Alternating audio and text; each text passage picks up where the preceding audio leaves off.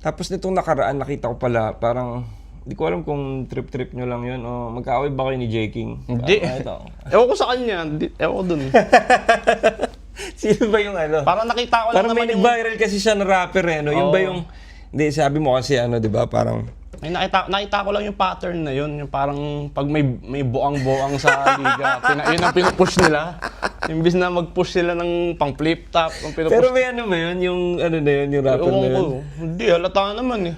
Pag sa ano eh, halatang merong mali sa Pero ano. naging ano siya eh, naging viral siya ngayon eh. Di ba? Viral talaga. Gusto ko nga hamunin ng freestyle nun eh. Nakita ko eh. Ikaw? Ikaw? Ako?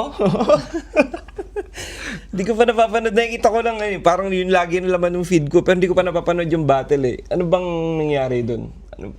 Nakakatawa? Ewan ko sila, natatawa sila. Pero sa akin kasi parang ano na siya eh.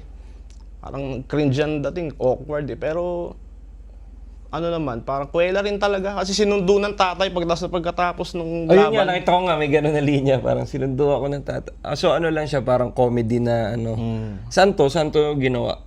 Ewan ko sa liga nila ano eh. Sa liga nila sa Cabanatuan din eh. Sa teritoryo yata pangalan nung ano. Yung ba yung review natin?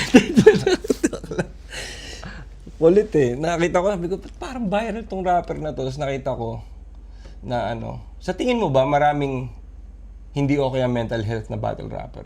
Sa tingin mo? Like, honest opinion mo? Posible.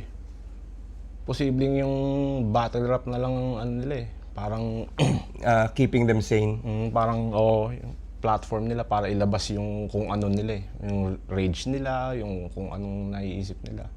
So tingin mo, mas nakakatulong yun sa mental health nila? Ang battle rap? Depende kung paano gagawin nila kasi tulad nun, binibigyan siya ng ano, yung si Denmark, binibigyan siya ng mga false hope na ano, di ba, gagaling ka pa. Pero baka, hindi natin someday. Main event nga agad siya sa isang event eh. Talaga? Nagulat ako yung type. Ako main event ka agad. Hindi kasi ngayon, syempre, importante na rin yung ano eh, yung virality eh, no? Kumbaga, isa na yun sa... Yun din ang naisip ko, baka tinitake advantage lang nila yung season ng kasikatan na yun, tsaka para maangat yung liga rin nila.